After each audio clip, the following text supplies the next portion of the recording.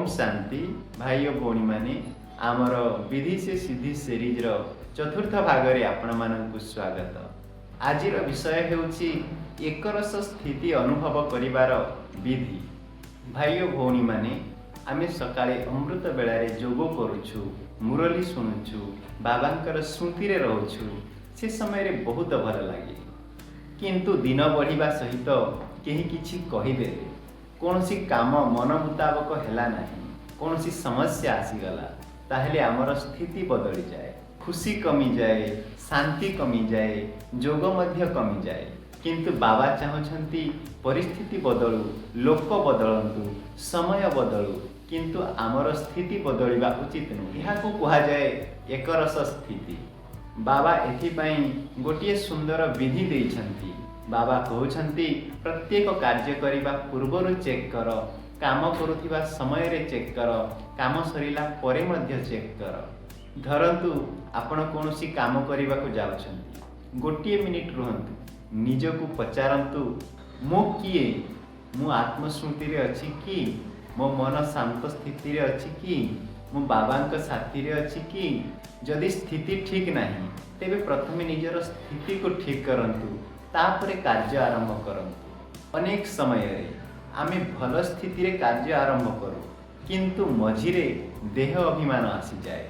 केही किछि कहि देले कोनोसी कथा भल लागिला नाही, कोनोसी भूल होई गला, सेते बेले संगे संगे निजकू पचारंतु, मो एबे भी शांत स्वरूप अछि कि, मो एबे भी बाबांक सहित अछि कि।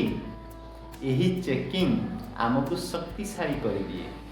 काम सरिबा परे पुणी चेक करंतु, आज मु केमिति काम करी, केउठी क्रोध आसिला कि, केउठी चिंता आसिला कि, केउठी देह अभिमान आसिला कि।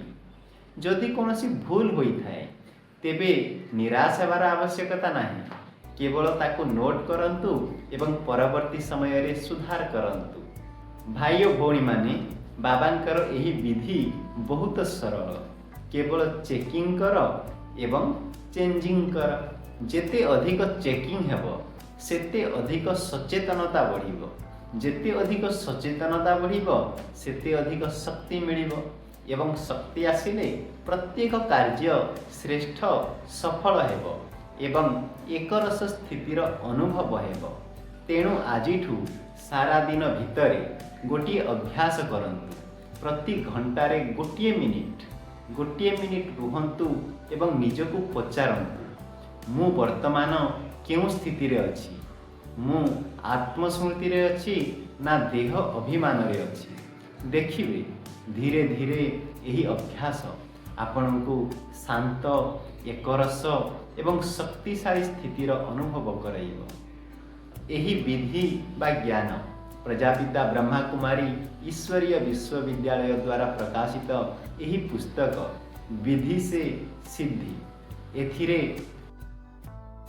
1970 मसीहार अव्यक्त महावाक्यरू संकलन करा जायछि। प्रिय भाई और भौणी माने यही ज्ञान को मु निजे शिखुछि एवं आपण मानक सह शेयर करूछि। ओम शांति।